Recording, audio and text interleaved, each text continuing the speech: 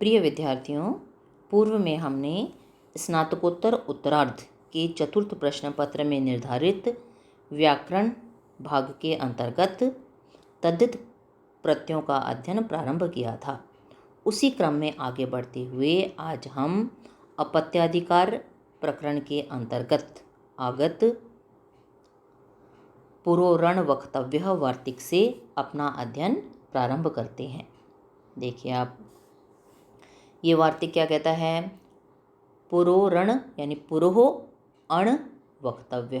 पुरोह पुरु शब्द का षष्ठी का एक वचन है, तो पुरु शब्द से परे राजा अर्थ में, पहले राजा प्रकरण चल रहा था, अभी आपका क्षत्रियाद आय वाले में जनपद शब्दात क्षत्रियाद आए, इससे पहला सूत्र था जिस पर ये वार्तिक पढ़ रहे हैं हम।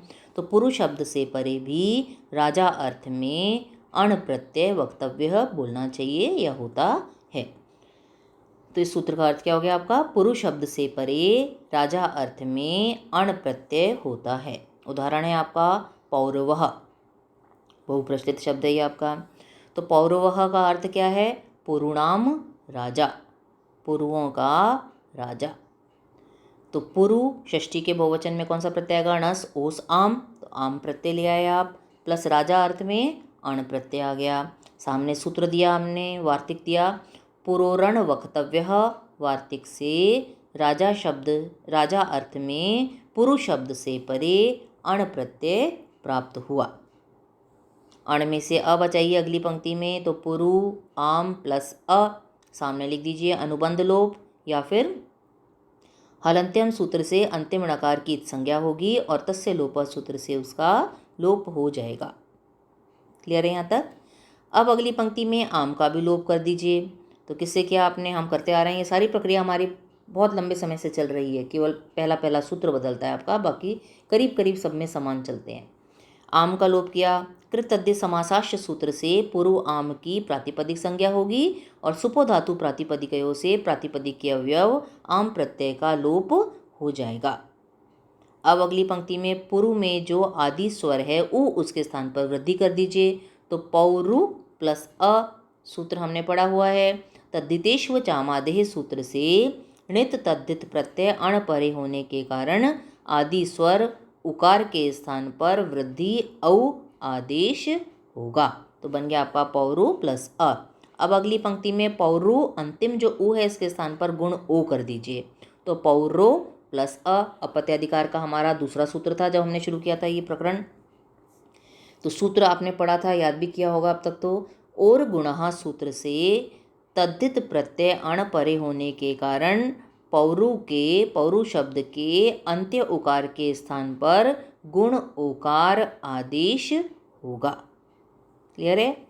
अब अगली पंक्ति में जो ओ है इसके स्थान पर अव आदेश कर दीजिए, जो हम करते हैं।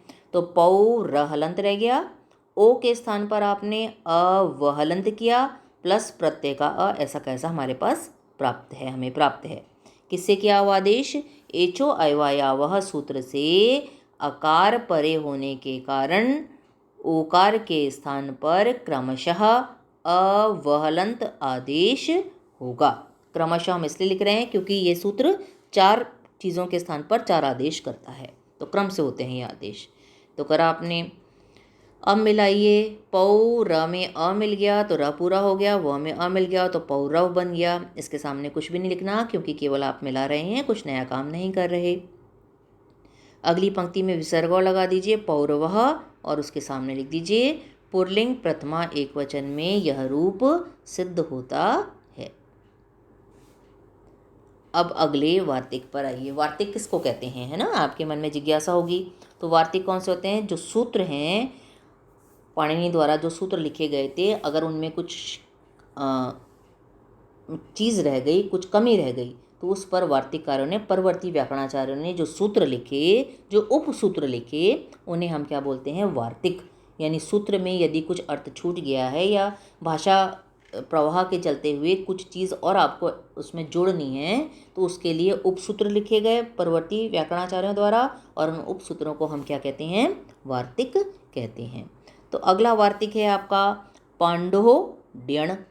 तोड़िए इसको, पांडोर ड्यण है ये, तोड़ेंगे तो पांडो और ड्यण। तो ये क्या कहता है?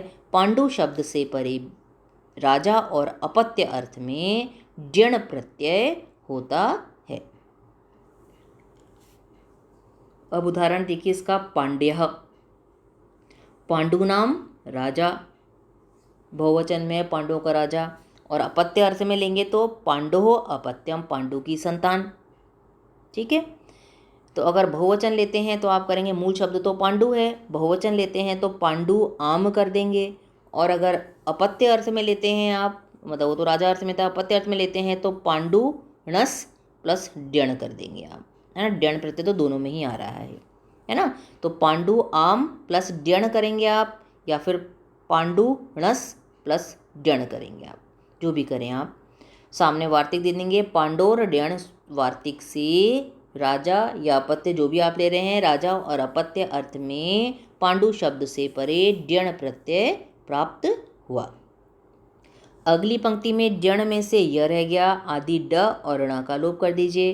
तो चुटु सूत्र से प्रत्यय के आदि में स्थित डकार की संज्ञा, हलंत्यम सूत्र से अंतिम णकार की संज्ञा होगी, और तस्य लोप से दोनों का ही लोप हो जाएगा, या फिर इन तीनों के स्थान पर आप केवल अनुबंध लोप भी लिख सकते हैं। अगली पंक्ति में आम या णस जो भी किया था उसका लोप कर दीजिए। तो पांडु प्लस य बचा आपका, किससे किया, वही दोनों सूत्र हैं आपके।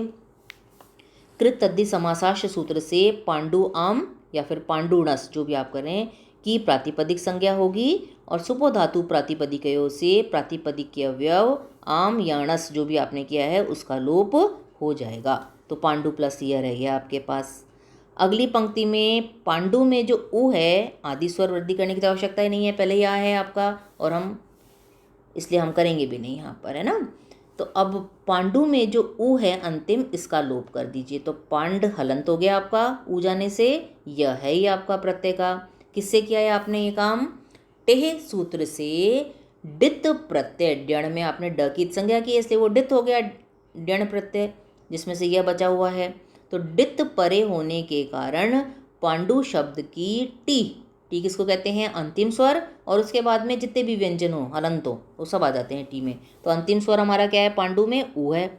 तो टेह सूत्र से डित प्रत्यय यानी ड्यण परे होने के कारण पांडु शब्द की टी अर्थात उकार का लोप हो जाएगा। तो पांड हलंत रह गया, यह है ही, मिला दीजिए पांड्य।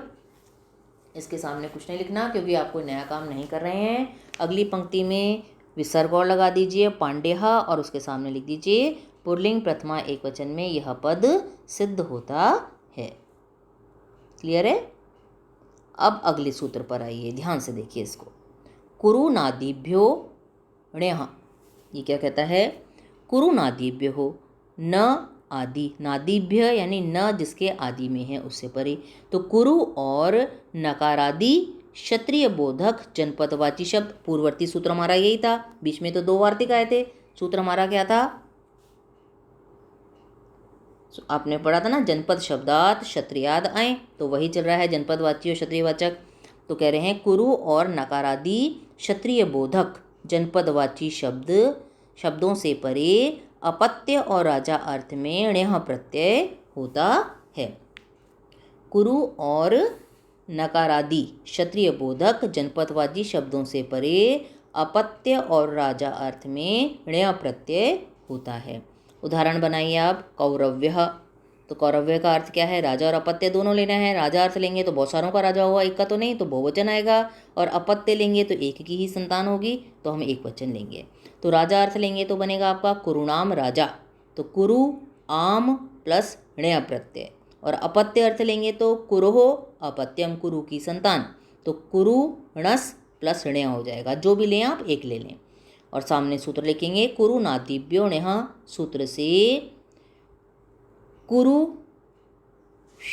क्षत्रिय, थोड़ा सा इसको चेंज करिए, सूत्र से क्षत्रिय बोधक जनपदवाची कुरु शब्द से परे अपत्य या राजा जो भी लें आप अर्थ में ण्यः प्रत्यय होगा। ठीक है, कुरु आम प्लस ण्यः करिए या फिर कुरु णस प्लस ण्यः करिए, और उसके सामने सूत्र लिखिए कुरु नादिभ्यो ण्यः, सूत्र से क्षत्रिय बोधक जनपदवाची शब्द कुरु से परे अपत्य या राजा जो भी लें आप अर्थ में ण्यः प्रत्यय होगा। अगली पंक्ति में ण्यः में से यह बचाइए, सामने सूत्र दे दीजिए आप। या तो अनुबंध लोप लिख दीजिए या फिर चुटु सूत्र से प्रत्यय के आदि में स्थित णकार की इत संज्ञा होगी और तस्य लोप सूत्र से उसका लोप हो जाएगा।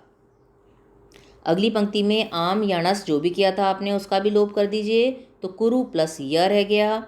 सामने सूत्र वही दोनों देंगे आप। कृत अद्य समासाश्च सूत्र से कुरु आम या कुरु णस की प्रातिपदिक संज्ञा होगी और सुपो धातु प्रातिपदिकयों से प्रातिपदिक के अवयव आम या णस जो भी किया आपने उसका लोप हो जाएगा। अब कुरु में आदि स्वर है उ कु में विद्यमान, तो उसको वृद्धि कर दीजिए। वृद्धि क्या होती है? औ, तो कौरु प्लस य। सूत्र वही है आपका। तद्दितेष्व चामादेह सूत्र से णित तद्दित प्रत्यय परे होने के कारण आदि स्वर उकार के स्थान पर वृद्धि औ आदेश होगा।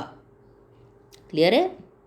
अब अगली पंक्ति में जैसे अभी हमने और गुणा सूत्र से किया था, अंतिम उ के स्थान पर गुण ओ कर दीजिए, तो कौरो प्लस य सूत्र दे दीजिए आप। और गुणः सूत्र से तद्दित प्रत्यय परे होने के कारण उ वर्णांत भ संज्ञक अंग कौरु के अंतिम उकार के स्थान पर गुण ओकार आदेश होगा। क्लियर है? अब इस ओ जो आपने किया है इसके स्थान पर अव आदेश कर दीजिए, जैसे भी हमने पूर्व में किया था। तो कौ र हलंत रह गया आपका, ओ के स्थान पर अ व हलंत कर दिया आपने, प्लस यह है ही आपका, सामने सूत्र दे दिया। अब वहाँ तो हमने क्या लगा दिया था? एचो अयवा या वह, है ना, लेकिन यहाँ हम नहीं लगा पाएंगे। क्यों? क्योंकि एचो अयवा या वह कहता है सामने स्वर है तो आप ओ के स्थान पर अव करिए, किंतु यहाँ स्वर नहीं है आपका, यह है, तो आप करेंगे। ये भी सूत्र आप पढ़ चुके हैं पहले, अभी कुछ सूत्रों से पहले। वांतो यी प्रत्यये सूत्र से यकारादि प्रत्यय जिसके आदि में है ऐसा प्रत्यय परे होने के कारण ओकार के स्थान पर क्रमशः अव आदेश होगा। एचो अयवाया वह चार के स्थान पर चार काम करता था। एच ए ओ आई औ के स्थान पर क्रमशः अय अव आय और आव आदेश होते थे। ये केवल दो ही करता है। वांतो ये प्रत्यय क्या करता है? ये ओ के स्थान पर अव और औ के स्थान पर आव आदेश करिए। तो आपने क्या करा? ओकार के स्थान पर क्रमशः अव आदेश होगा। अब इनको मिलाइए आपस में। कौ र में अ मिल गया तो र पूरा हो गया। व में तो यही जुड़ेगा खाली, स्वर तो है नहीं, तो कौरव्य बन गया। कौरव्य, इसके सामने कुछ नहीं लिखना, केवल मिला रहे हैं हम। अगली पंक्ति में विसर्ग और लगा दीजिए, कौरव्य, और उसके सामने लिख दीजिए पुल्लिंग प्रथमा एक वचन में यह रूप सिद्ध होता है। आज हमने 3 सूत्र पढ़े, इनके उदाहरण भी अच्छी तरह से कंठस्थ करिएगा आप, क्योंकि पूरा पेपर आपका व्याकरण का है 100 नंबर का, तो आपको कंठस्थ तो करने पड़ेंगे और रोज़ थोड़ा थोड़ा करते रहेंगे तो अच्छा रहेगा। कल हम इसी क्रम में आगे बढ़ेंगे। आपको जो गृह कार्य दिया जा रहा है उसको आप करिएगा और कुछ दिक्कत आए तो मुझसे पूछिएगा।